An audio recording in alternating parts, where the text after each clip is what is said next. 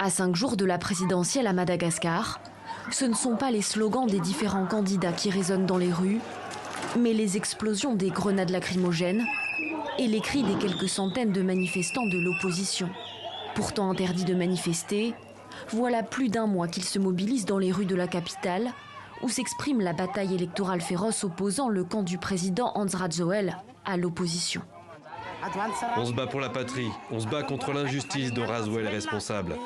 On n'a pas peur de mourir, on n'a pas peur de ça. Je me bats pour nos enfants, contre un gouvernement incompétent. C'est pour ça que je me bats, pour que la loi soit respectée à Madagascar.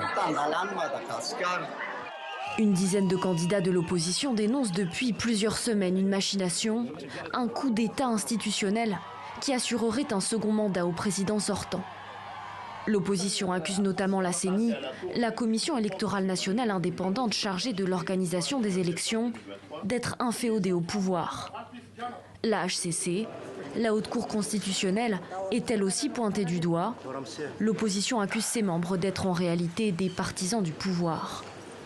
Une opposition qui a reçu un soutien de poids cette semaine, celui de la présidente de l'Assemblée, Christine Razanamassou. Jeudi, coup d'éclat, elle demande un report de l'élection prévue le 16 novembre prochain. Il est nécessaire que le processus électoral suive les normes internationales. On demande fermement la suspension du processus électoral. L'entourage d'Hans Radzoel, le président sortant, a qualifié la demande de la présidente de l'Assemblée nationale de farfelue et estime qu'il n'y a aucune raison pour que le premier tour du scrutin n'ait pas lieu jeudi prochain.